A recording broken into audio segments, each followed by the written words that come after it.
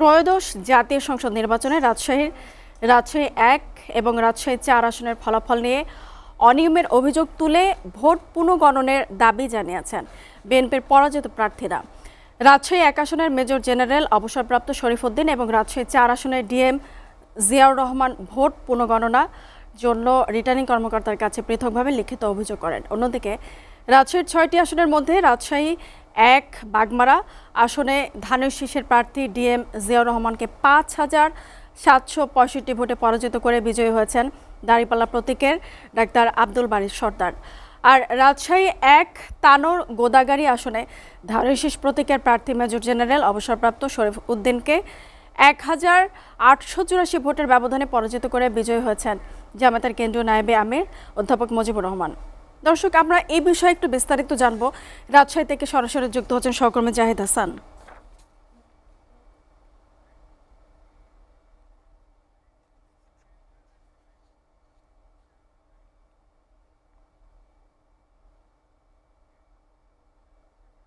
জাহিদ, আমাদেরকে জানাবেন যে রাজশাহীতে ভোট পুনঃগণনার বিষয়ে আপনার কাছে কি তথ্য আছে, জানান।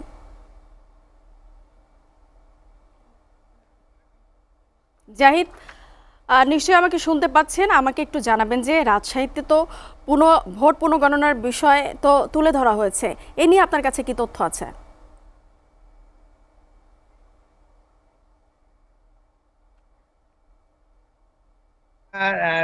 মনিয়া, আমরা জানি যে রাজশাহীর ৬টি আসন, এই ৬টি আসনের আসলে দুইটিতে জামাত, এখান থেকে জামাত মনোনীত প্রার্থী তারা নির্বাচিত হয়েছেন।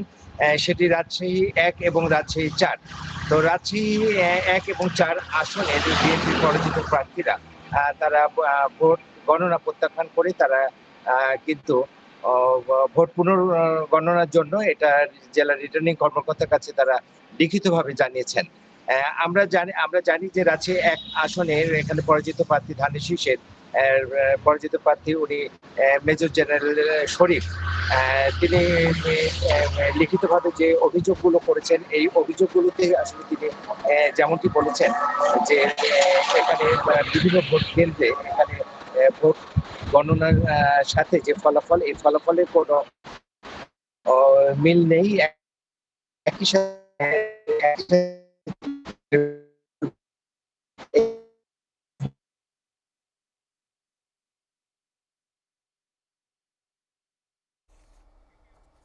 রাজশাহী ১ এবং রাজশাহী ৪ আসনের বিষয়ে আপনি তথ্য তুলে ধরছিলেন, আপনাকে ধন্যবাদ জাহিদ।